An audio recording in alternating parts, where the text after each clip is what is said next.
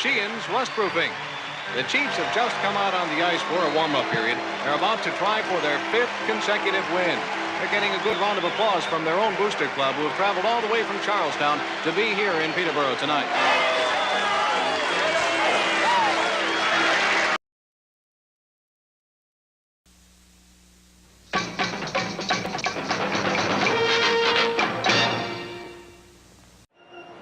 Are you a first responder, a veteran, a doctor, a nurse, a teacher, or a Let's Go Blues radio listener? Of course you are. If you're in the market to buy or sell a home, call real estate superstar Mike Burgoyne today at 314-753-4060 or email him at mike@strikewithmike.com to earn special rates today. Cut out the coffee, cut out those energy drinks that make you crash, and put yourself in a position to succeed with an energy boost from RockinThatIDLife.com. You'll be energized, focused, and you'll even experience an elevated mood for up to 6 hours. Check out RockinThatIDLife.com to learn more. A team that was in last place on January 3rd. The players on the bench are bouncing up. History will be made tonight in Boston.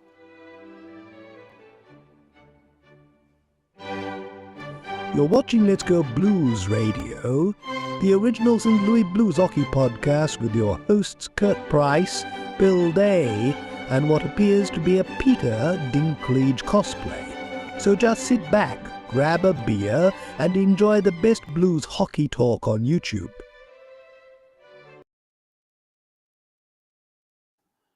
Welcome to episode 21 of season 14. This is episode number 502 all time of the often imitated, never duplicated. Think of your children pledging allegiance to the maple leaf. Mayonnaise on everything. Winter 11 months of the year. Anne Murray all day, every day. We're the original St. Louis Blues hockey podcast. Let's Go Blues Radio. Is that how you wanted me to read it, Bill? That's perfect. It's the news anchor voice. Yep. Canadian Bacon, for those of you who've never seen it. Great freaking movie that I think is very underrated. Very underrated, and so many insane quotes from a movie that was mid 80s. Yeah. Some of these quotes are insane. Yep. It's Good stuff. So apropos to today. The American people, Mr. Smiley, would never buy this. Mr. President, the American people will buy whatever we tell them to. Great stuff. Check out the Let's Go Blues Minute, wherever you get podcasts. Speaking of things that American people will buy, it's free, so I guess you won't be buying it. It provides you with a daily look into the St. Louis Blues in a quick hit fashion. Smash that subscribe button. It's Thursday, February 20th, and we're streaming live to the masses. Make sure to follow us on socials at LGB Radio and follow, and subscribe to us on YouTube and Facebook. I'm your host, Jeff Ponder. I'm joined, of course, by Bill Day. Kurt Price is facing allegations.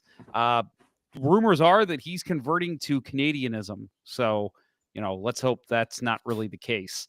The agenda for tonight includes a preview into tonight's massive Four Nations face-off final, some Blues news, and more on this maple syrup-tastic episode of Let's Go Blues Radio. Again, I'm joined by Bill. We missed you last week, but I imagine you have been pretty tuned in to the Four Nations face-off, correct? Oh yes, I have watched pretty near every second of it, and can't wait to talk about that game from Saturday night. Oh my God. I've never seen anything like it. No. I mean, and we've watched hockey a long time. I mean, you've been a fan since what, early 80s? Late 70s. Late 70s, yeah. And, I've been a fan since pretty much the late 80s. Most notably, early 90s was when I really got nuts into hockey. And talk about not having fights in hockey. 3 fights in 9 seconds. Holy shit, that was nuts. Including one with Colton Parayko. Yeah, and throwing haymakers. That was beauty. Yeah, we'll talk about that when we get to it. We will. Yeah. So and I'll add, I have not missed a game. I've been hooked. Even like the Sweden-Finland game when I don't have a horse in the fight. You know, I'm not rooting for my Blues players. I'm not rooting for Team USA. I was still like, I'm all Team Sweden tonight. Yeah, that's right. Bill's all Team Sweden. He was proud of that win on Monday night for Sweden. No, just bad fashion choice today. Yeah, right. No, I'm rocking my second Team USA jersey. But I gotta admit, and we'll talk about this, in a little bit, but I don't know if I'm fully rooting for USA. I will say, I think what I said on Saturday, I'm rooting for a 1-0 Team USA win with Jordan Bennington making 97 saves. Like, that would be ideal to me. And Colton Parayko with 15 shots on goal. Like, all the best for the Blues players, but I guess part of me does hope they lose. After all, Connor Hellebuck is in net in a game that matters, so choke time. Yeah, probably. We'll see. We'll see. But and I'll say, so one thing that's interesting for me that's happened with this tournament is so Saturday night, and I think I told you guys this over our Slack channel. Saturday night, I actually stupidly made plans like a month ago, not even thinking about checking the schedule to see that was the Canada-US game. A month in advance. I mean, we all, who really looks at their calendar that far in advance? I guess smart people do.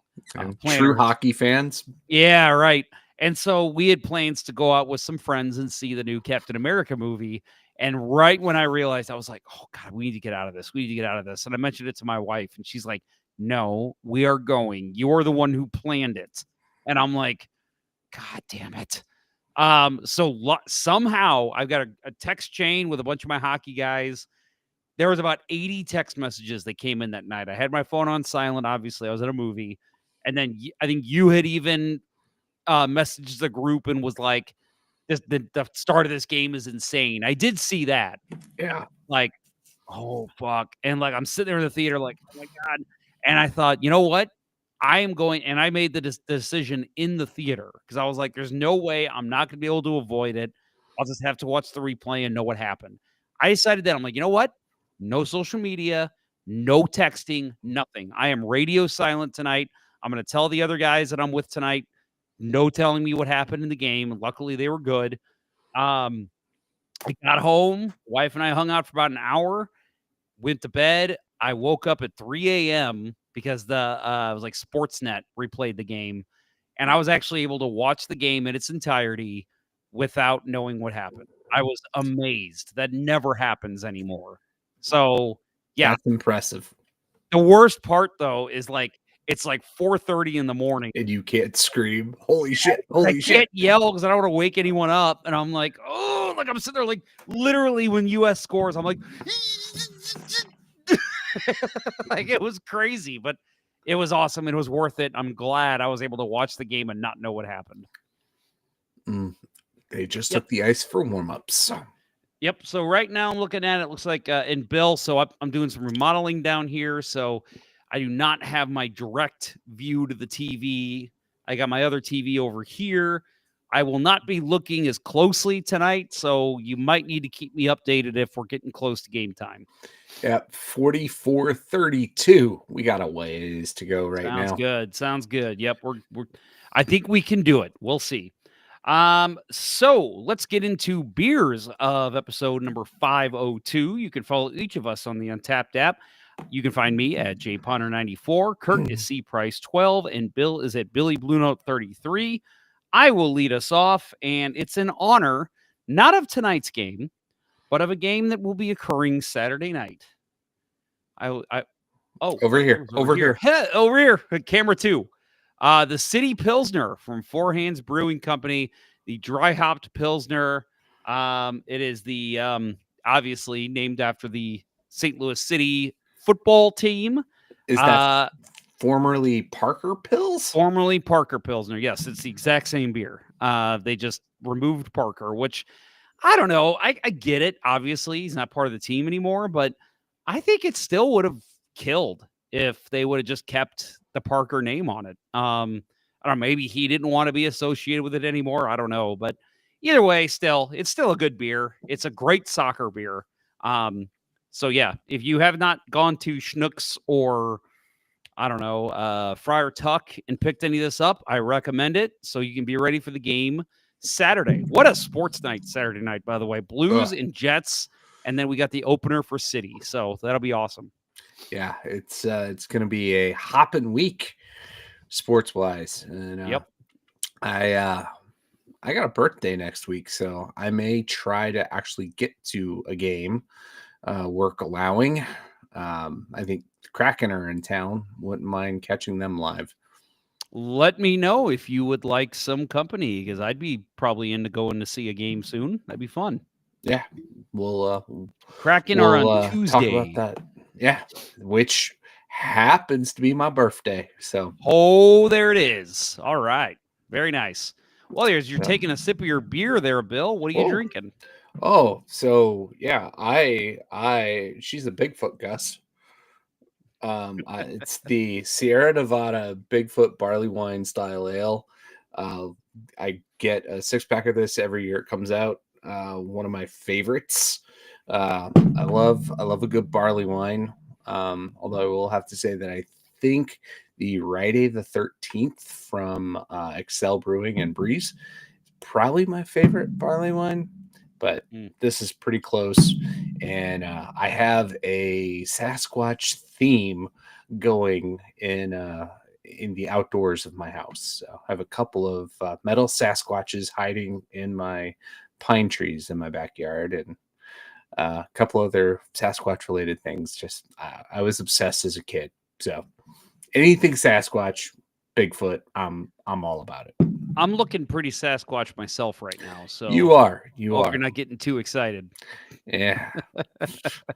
I got a big old. This is probably the longest I've had my beard since the playoff run in 2019. I haven't shaved since November, so pretty long time. Yeah, it's so much better than mine. My terrible beer. Keep threatening to go straight mustache, but Julie says she'll get rid of me if I do. So unfortunately, I'm going to miss our big sports night Saturday night. But it's for a trivia night that we have every year. And there's always a theme. And this year it's around the world.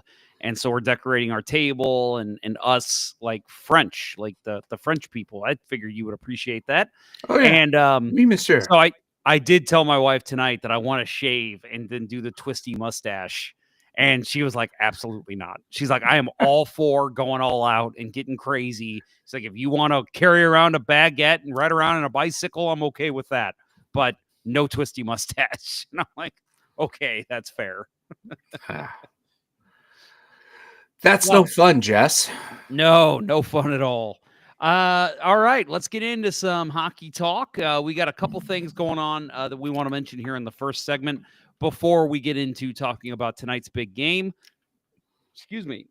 Zach Bolduc was recalled from the Springfield Thunderbirds. If you remember last week, Kurt and I discussed him going down to Springfield just to get some reps in, playing time, practice time, and then obviously games in as well. So they have officially called him back up as practices have already begun for the Blues the last couple days. He's been back skating with the team.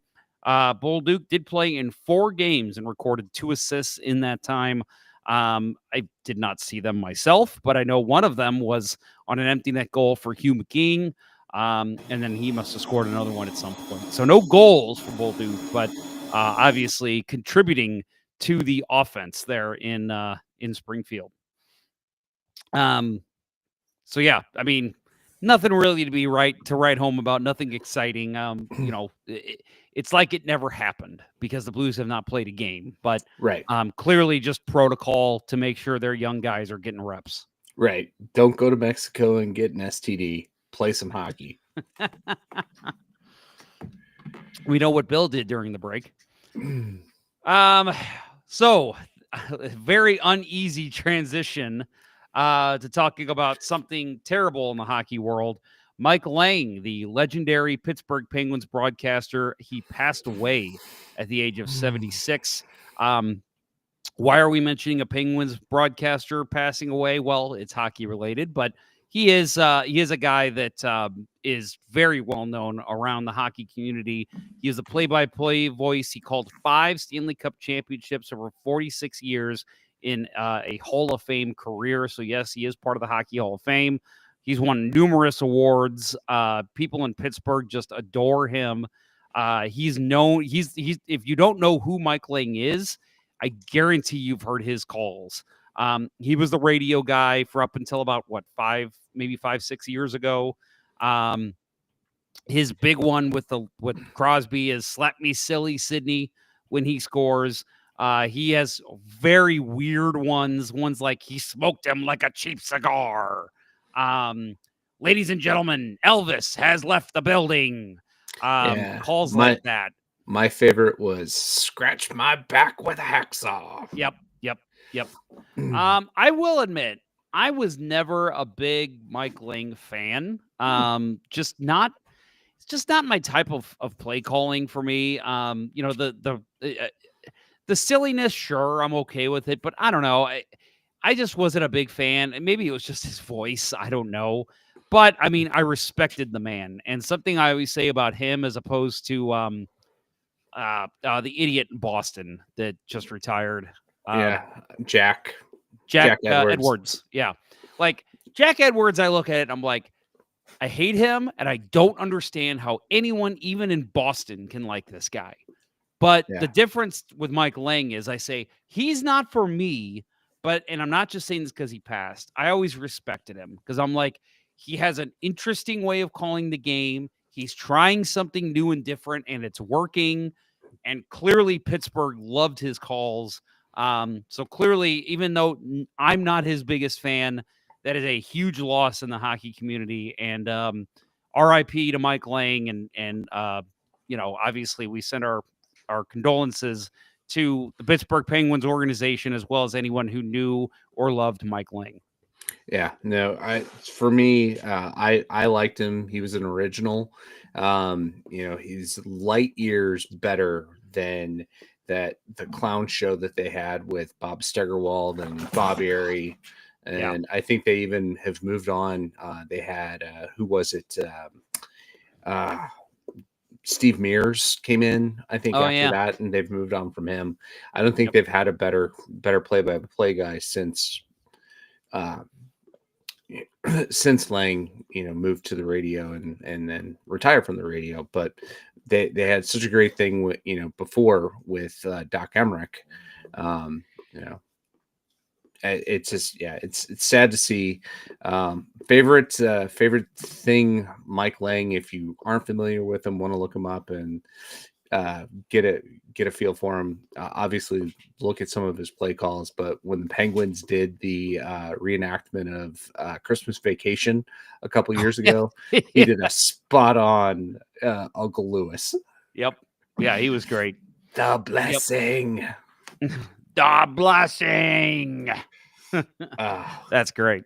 And yeah, I mean, so many legendary calls. I mean, if you just look up like Penguins highlights from the 90s, even, you're going to hear Mike Lang's calls. I would say Mike Lang is probably top. I don't know, man. I probably can't say this without being 100% certain, but I'd say at least top 10 play callers of all time in the NHL. I mean, he's, again, Hockey Hall of Famer and just absolutely beloved by Penguins fans. And then I know even like Flyers fans that are like, oh, I love Mike Lang. He's the best. Yeah. And total original. He's, from previous generation, and happy that I was able to witness some of his play calls in their prime. But yeah, he's probably in there. Top 10, top 15 for sure. Yep, for sure. Well, we are going to go to break, but to lead us into break, we are going to have a quick moment of silence for the loss of a hockey legend, not on the ice, but in the broadcast booth, Mike Lang of the Pittsburgh Penguins.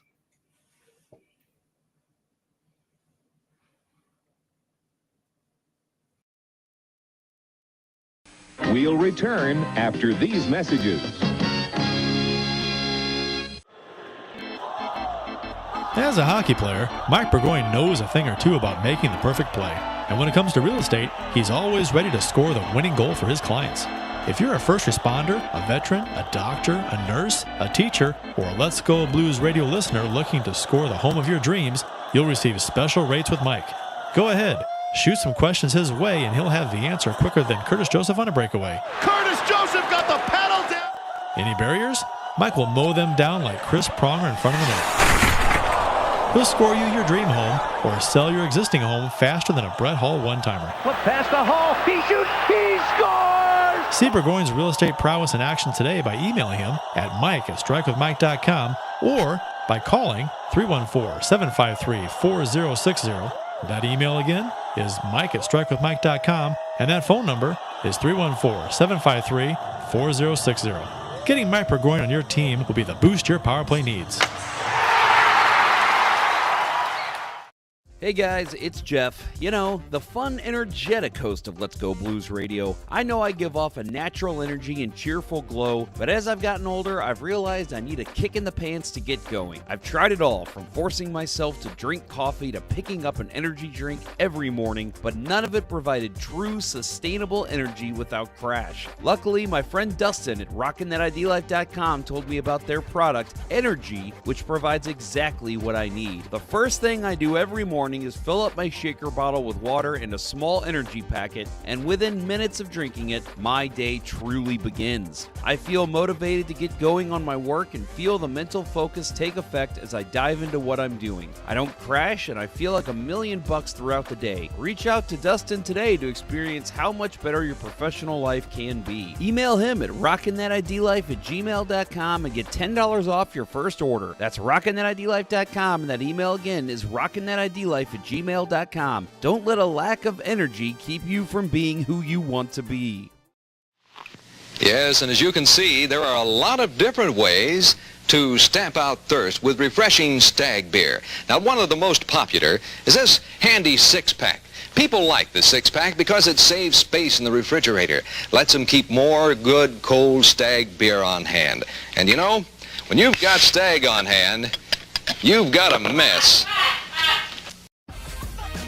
And now, back to Let's Go Blues Radio, the longest running St. Louis Blues podcast with Price, Ponder, and Day.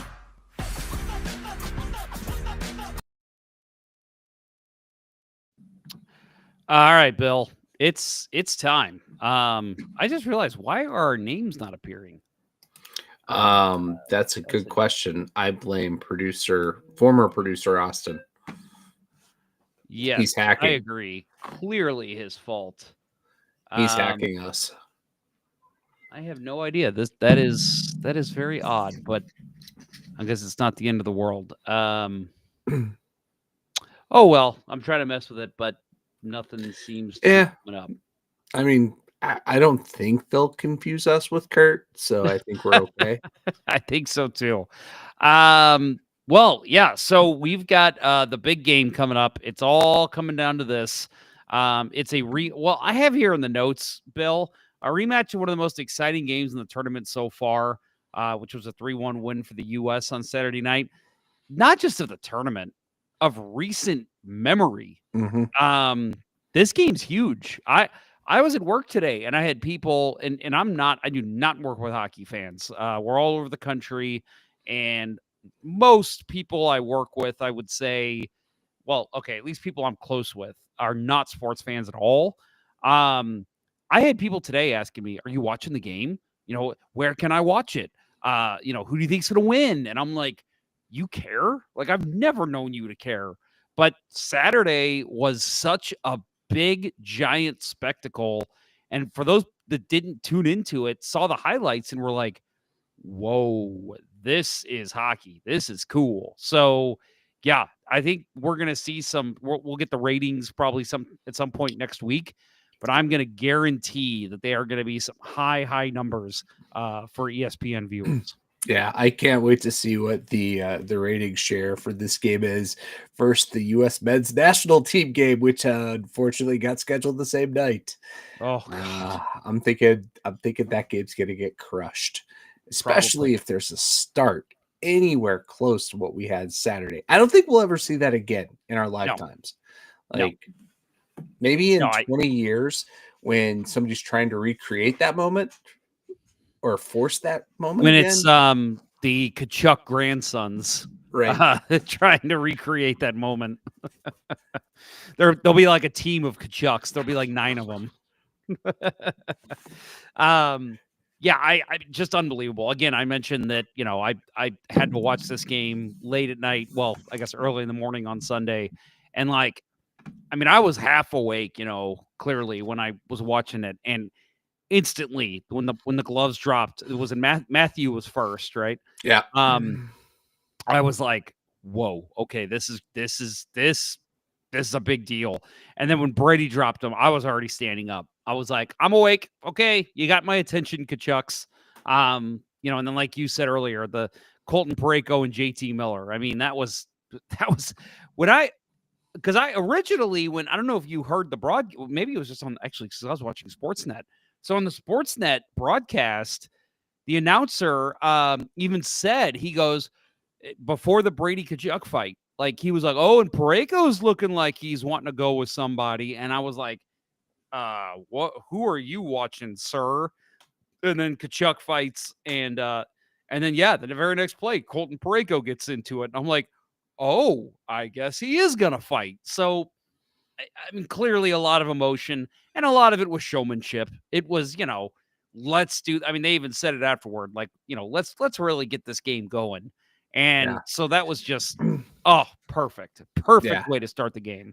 Right. And I thought, you know, I was actually happy for the third fight. Usually I'm like, oh, come on, guys. Right. Let's play hockey.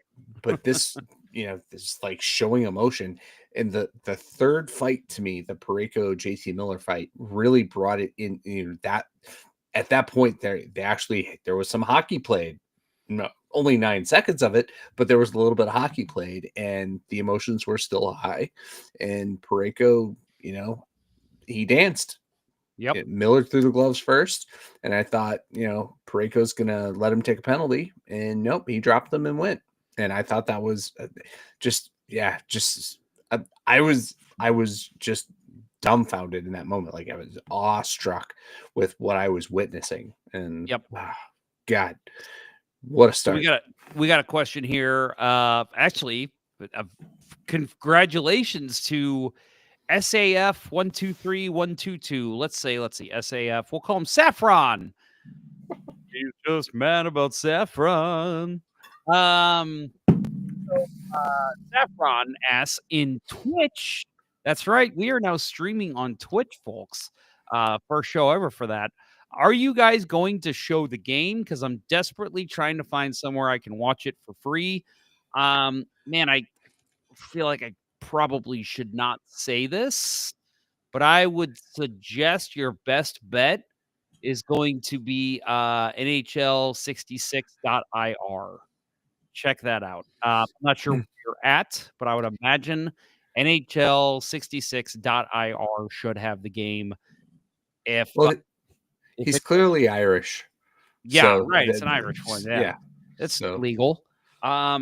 Yeah, I hate to do that because I know we're not supposed to, but I really want to help a fan out because this is clearly a massive game. It's on ESPN, so if you have a way of accessing ESPN, obviously go that route. But wanting to help out a fellow hockey fan who wants to watch this game. And welcome. That's a new first time. No, wait, what do I usually say? That's a new live listener. So thank you, Saffron. So you keep adding channels and we keep getting more people. How about it? We're up to like 4 views an episode now. It's crazy. 3 we might keep going for another, 498 episodes to get to 1,000. That's right. Obviously the crazy start to that game. Something that I wanted to bring up was our 2 Blues players in the game. Obviously, Jordan Binnington, he has been in net for all 3 games for Canada. He is getting the start tonight. He is the only goaltender in the tournament to start every game for his country. He is 2-1-0. Well, I guess technically by their standings, because overtime wins are usually in the second column because they have the 3-point structure. He's technically 1-1-0-0. Wait, no. No, How am I saying been that in right? 3 games. 1-1-1-0 is what he is. Yeah. But for all intents and purposes, he's 2-1-0, 2.6 GAA, 892 save percentage. He's recorded the second best numbers of all goalies in the tournament, trailing only Connor Hellebuck. Now, if you were to fact check me, you would see that like Jonathan Erison has better numbers, but he cleared in 1 game. So let's talk about these guys that have played 2, which there's a couple, and there's at least 4. And then Binnington has a chance to win the Four Nations with Canada, where he hoisted the Stanley Cup in 2019 on June 12th. That is in TD Garden in Boston. So that has been a comparison that I've seen a lot today of, hey, the last time Jordan Binnington had a winner-take-all game in Boston at TD Garden, let's remember what he did. So we'll see what he does. And obviously, U.S. hockey fans are not wanting to see him do that again. But would not be surprised to see big game Jordan Binnington come out for this one. Yeah, 100%. That is the storyline that I'm looking for. Looking at most closely tonight. I think, he's been okay. Can't say that he's stolen a game, but his overtime performance in that's the first game against Sweden when they came back. Oh my God, that was vintage Binnington. And I was getting excited. You have some of the quotes on from his teammates in here, so let's get to that. But I'm hoping that we get to see the Jordan Binnington from Game 7 in Boston. Not that I'm rooting against the U.S., but I want my team's goalie, my current favorite goalie in the league, who's had a rough year, to have a magical game tonight. Well, let's face it, as Blues fans, you think if he comes out and wins this and plays very, very well, I mean, what could that do for his confidence going into the rest of the season? Yes, obviously, as Americans, we want to see the U.S. win, but as Blues fans, not exactly the worst thing that could happen. I fully agree. I don't think he's been great, but I don't think he's really needed to be. First of all, I have not liked a lot of Canada's defensive play in this tournament. I feel like they have the personnel to be playing a lot better than they have. I thought they were okay in the U.S. game, but everyone said that he's allowed a weak goal in every game. I don't know if that's true. I think his game against Finland, I thought he played really well. That comeback they had at the end, first of all, Mikael Granlund had a hell of a tournament. He scored the last 2 goals. I thought every one of those goals was legit. I'm like, man, I mean, maybe the first goal you say Binnington needs to come out of his crease, challenge, and cut off the angle. But I thought he was playing it well, and I thought that that shot should have never gotten through and was never taken in the first place. And then I thought the last 2 by Granlund were just beauty goals by Finland. So I don't know if you disagree, but like that was my take. I really liked his game against Finland on Monday.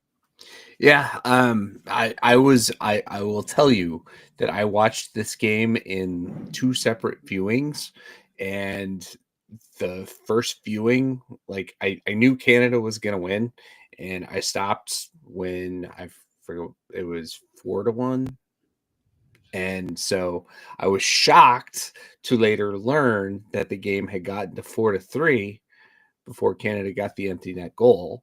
And when I went back, I thought that they weren't goals that I would fault him for, but one of those things is like, my thought was I would love to see him lock it down in a game like this, but at the end of the day, he had enough to win, and that was good. So tonight, I would love to see him airtight, right? Yeah. I want the U.S. to win, but if they're not going to, I want it to be because Jordan Binnington finds his magic. 100%. And I'll say, if I'm rooting for a USA 1-0 win with Jordan Binnington making 97 saves, give me that all day, and I'll be happy. No, and And I'll agree with you. I mean, obviously, you want your goalie to step up and be that Game 7, 2019 Jordan Binnington. But, at the same time, these guys are human. They're not going to have that crazy game saving. And again, with a 4-0 lead, you're pretty comfortable. Finland was just, I mean, there was no defense for Finland. They literally had 6 forwards on the ice at one point. So they were pressing. They were really pressing Canada. And so, yeah, you want to see Jordan just lock it down and just absolutely nothing is getting past me mode. But I don't know. Again, I just look at it. I'm like, Canada, they kind of took their foot off the pedal. Finland, they just let Finland keep coming at them. And I just thought, man, he's playing about as well as his teammates are. And again, not bad, but, good enough to get a win. And in these games, a lot of times, that's all you need from your goalie. So we'll see how he plays tonight. But I do think we will see a little bit more airtight Jordan Binnington. Yeah. You mentioned a couple of the quotes. The one, so there's 2 that we've got here. I'll go ahead and read them both real quick. Colton Parayko mentioned talking about Jordan Binnington today. He said, quote, he's always been big in big moments, just the type of person he is. He's always ready. He's always there, always gives us a chance to win. We've been in a Game 7 here in Boston before. Obviously, it went our way, and it was a big part of that, and he was a big part of that. I'm excited to watch him again have a big one Thursday. He's a gamer, so he's always ready. And then I loved reading this, as much as I hate this guy. Brad Marchand gave a very nice, had some very nice things to say about Binnington. Obviously, he's his teammate. He's not going to, shit talk him, but he didn't have to go into detail, and he did. And I really appreciate his comments here. He says, quote, he's awesome. He's such a competitor. I think that's the biggest thing. You see him, the way he focuses in the room, even practice today, just his attitude. He has the drive and the confidence to want to be the best. He has the confidence you want in your goalie. I actually had this conversation with him the other night. When you have a goalie that has confidence like he does, it gives the entire group confidence. You feed off that. It gives you a sense of calmness, and it bleeds throughout the lineup and throughout the group. It's been incredible to have him back there. Some of the saves he's made in this tournament, you're going to watch them for years and years and years. It's awesome to play with him. I mean, so many again, like he could have just been like, oh yeah, Jordan's been a rock. He's been great. Excellent teammate. Like he went into detail about how much he's enjoying playing with Jordan Binnington. So, for a guy who we all gave shit to in 2019 for his line change, clearly has some very nice things to say about his current Canadian goaltender. Yeah, and you wonder where Brad Marchand would score like on an emotional intelligence test. I think it would be super high. Like the guy knows like the moment, right? He that is one thing he is always, as the pest that he's been in his career. He knows he knows when to pick his spots. He knows what to say. And breaking news, the Blues have just traded Braden Shen and Jordan Kyrou and acquired Brad Marchand. I'm kidding. Oh my God, dude, that blew my mind. No, I mean, but when you read that quote, it's like, fuck, bring him into this locker room, right? Isn't that what this team's missing? Is that kind of emotion and like, well, not emotion, but just like, perspective that could help zone this team in. He's a free agent. I hate that I'm thinking that could be the deal. Free The agent rumors at the end of with the year. Braden Shen. Yeah, you never know. That'd be interesting. I've seen some people say, is this a precursor to Marchand signing here over the summer? I don't think so, and I don't honestly. He's on the wrong side of 30, but who knows? That'd be interesting. He will only go to a contender. I so totally see him signing in Toronto like that. That would be a total Marchand move. But yeah, if there's any Bruins fans listening right now, they are cursing you. They always do anyway, so I don't care. Yep, that's true. No, No, that's high praise from Brad Marchand, who I begrudgingly respect at a master of his craft. Yep, agree 100%. Real quick rundown of the games that we've seen so far from these two teams. USA, they are 2-1. They won 6-1 over Finland, 3-1 over Canada in that big game. And then Monday, they lost to Sweden 2-1. Canada Wednesday, last Wednesday, that is. They lost. They won 4-3 in overtime versus Sweden. Lost to the USA on Saturday, and then on Monday they had the big 5-3 win over Finland. The last game on Monday for the US, they were riddled with injuries. Now, some of it was precautionary because they'd already booked their ticket to the final, so it was like they're not really too worried about that game. They didn't even start Hellebuck. They played Ottinger, who, by the way, we're not going to play Vezina winner Hellebuck. We're going to play Vezina finalist Ottinger. Like, Right. Jesus. Right. There's been a lot of focus lately and talk about how Canada's goaltending depth is in goaltending it's terrible. Like throughout every level, they are so far below other countries right now in developing top tier goaltenders.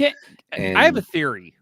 On that. And tell me if you have thought about this, why that is the case right now. My theory is that I don't think it was like a totally front of mind thought from these other countries, but like I specifically look at Finland, the US, Sweden, and yes, even Russia. Their goalie development has been ridiculous. And it makes me wonder if in some way, with the high-powered offense that Canada has always had since the 80s, at least, was it a way of, hey, we're not going to outgun teams like Canada and even Russia back in the day. We need to work on our defensive play and our goaltending.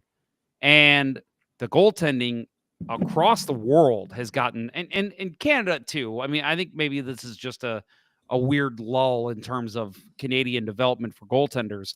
But right now, Canada is lacking. I mean, say what you want about Binnington.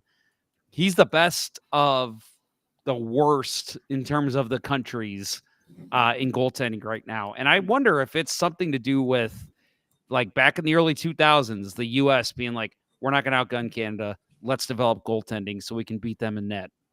I don't know. Just a thought. Yeah. I am a frequenter of r/hockey goalie on Reddit, and this was a topic of conversation here recently. And one of the prevailing thoughts is that it is a result of the Canadian teams not employing goaltending coaches on each team. If you want goaltending coaching, you have to go private. You have to go pay to get access to what a whole bunch of people are getting access to. And the teams themselves don't put any focus on goaltending. They might have a guy that covers defense and goaltending, but not just goaltending. So that is a big criticism of the current state of Canadian junior hockey. And I'll be interested to see if that does start to change. I feel like the heyday of Canadian goaltending was, the development of Butterfly and, people, the Patrick Roy, Martin Brodeurs, Felix Potvins coming out of Quebec. And there was just this feeling for a long time that Quebec had the corner of the market on goaltending. And that is not the case at all anymore. And No. I think that, if Canada is going to make changes, they're going to have to start instituting dedicated goaltending coaches in every level. Yep. So I am a couple seconds behind you right now. I've got the players coming on the ice, so we are getting closer to game time. Just want to ask you very quickly, surprise player of the tournament. I know that's kind of putting you on the spot. Is there anybody that comes to mind? and I'll answer first, so that way you have some time to think about it. I Mhm. don't want to even say this is a surprise, but a player that a lot of people, like in the locker room last night at my hockey game, somebody asked me, "Who is Zach Werenski?" And I was Mm. like, "Oh, he's a defenseman for the Blue Jackets." Well, I've never heard of him. And I started watching this tournament. Holy shit, that guy's good. And I'm like, yeah, he's hidden in Columbus. That's unfortunately what happens. But yeah, I would say Zach Werenski. Again, I don't know if I want to say he's a surprise player because I think we all knew he was good. But I mean, right now he is second in the tournament. I'm sorry, he's tied for first in the tournament in points with Sidney Crosby. He has 5 assists. Crosby has 1 goal and 4 assists. So clearly, Zach Werenski, this might be his coming out party. Yeah, like most players in Columbus history, not going to spend his entire career there, and there's going to be a bidding war when it's time for him to move on. Yeah, I mean, we got to watch him. You know, we've got to see him, and I've paid attention to when the Blues play him, and the Blues struggle against Columbus, and he's a big part of the reason. This year, you'd have to say it was their top line dominating all of our lines, but no, he's been good. The players, the two things that come to mind for me for the U.S., Matt Boldy. I was not a fan of him being included on this roster. I thought there were plenty of other players that they could have taken in his stead, but they didn't. And he's impressed me. He's shown that he can step up. Got to give hope to the Wild fans that he's going to make an impact. And then goaltending wise, the guy that I think who's having a great year all around, and I think Finland wishes they would have gone with from the get go, is Kevin Lankinen. He played a lot better than UC Saros. Yes, he did. And I'll admit, I've said for years, I am not a big believer in Saros. I don't know. I just feel like he's too leaky. He's, great one game and then he's fucking terrible the next game. And by the way, I think earlier I called him John Arison, Sam Arison, from the John Erickson is who I was Flyers thinking of. in Sweden. Yeah. But anyway, I was very shocked when I'll admit when they put in Lincoln in, I thought, oh my God, he even made the team. But then watching him, I'm like, oh, he's pretty sound, like not bad at all. So he might be their starter next year in the Olympics. Yeah, he is proving to be a very capable 1B to the oft injured Thatcher Demko in Vancouver. Yep, agree. One more player I wanted to mention, and I mentioned his name earlier, Mikael Granlund. We've all known him. He's a veteran. He's a guy that's been around for a long time, but man, his speed really showed for Finland, and you could tell he was giving it all. He was leaving everything on the ice. So I always respect players that can do that. Where are we at on game time, Bill? Is the game started yet? So Mike Eruzione is wearing a Johnny Gaudreau jersey, fist bumping everybody. We're close. Okay, we are close. So let's go ahead and do a quick next up for the Blues. Saturday, February 22nd, the Blues return to action. They play Winnipeg at 7 o'clock. Sunday, February 23rd, they are back in St. Louis again for their, fifth game of the homestand. 5 o'clock start on that one. And then Tuesday, February 25th, which we all know is Billmas, Bill's birthday, Seattle at 7 o'clock. And then they will travel after that Thursday, February 27th. They are in Washington. I did not look this up, but I'm pretty sure that's their last Eastern Conference game of the season. So they have Montreal. Montreal's in town March 25th, Tuesday night. One of their last I'll be there. Eastern Conference games of the season. Let's just say that for sure. All right, so we are getting to the end of the show here. Any comments you want to leave for us, please go ahead and do it now. Bill, I hate doing predictions. You hate doing predictions. So let's do predictions. What's happening tonight? I think that ultimately it's all the chips are going to stack up in Canada's favor in this game. U.S. is injured. Bennington's in a must-win, winner-take-all game. Connor McDavid, Cale Makar. We didn't talk about that. Cale Makar didn't play in the first game. He's healthy in this game. That's going to be huge for Canada. Mm-hmm. Matt MLO 12 says, I don't want Bitter to be the reason Canada loses. I don't want them to be able to keep using him as a crutch. I mean, even that Gensel 5-hole was a pretty nasty shot. Bitter probably should have had it, but I mean, yeah, I'm with you. I agree. That was one you want Bitter to have if you're a Blues fan.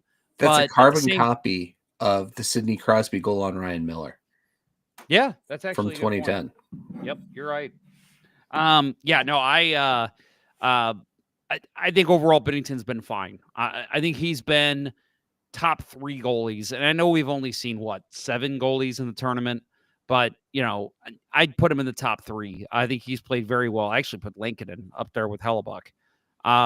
So, and again, he's the only goalie that is starting in 4 games in this entire tournament. So that is pretty good. So good for him.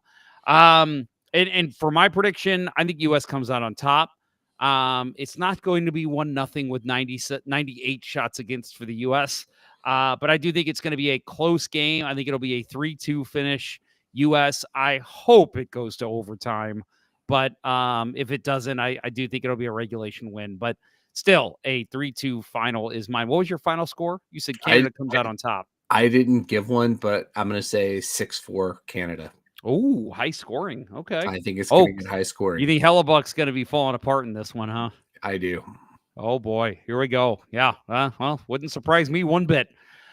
All right. Any closing thoughts from you, Bill? No, let's go watch this fucking game. I agree. And folks, you can expect our next show probably next Wednesday, the 26th. The last 2 weeks has been a little crazy for us, and that's why we've been doing these pregame shows, which are still fun. I enjoy doing these. Yeah, so we will be back probably to our regularly scheduled program next week. Bill, thanks for joining me, and we will hopefully see you next week. Yeah, the beginning of my last year of 40s. Oh, God. Yeah. I'm old. Yeah, your next show, oh, my Lord. Woo. I'm going to be 40 in April, so I'm not only 10 years behind. That. Yeah, I'm not a fan of that. Well, thanks to our amazing sponsors, StrikeWithMike.com and RockinThatIDLife.com. That'll wrap up episode 14 of season 21 of the original St. Louis Blues Hockey Podcast, Let's Go Blues Radio. Thanks for listening, and thanks to those who participated in YouTube and Facebook live chats during the show and Twitch. Thank you, Twitchers, as well. We'll talk with you next week. For Bill Day and Kirk Price, I'm Jeff Ponder, and this was Let's Go Blues Radio. Until next time, everyone, let's go Blues, USA! USA! USA! I should hit the closing button. Bye.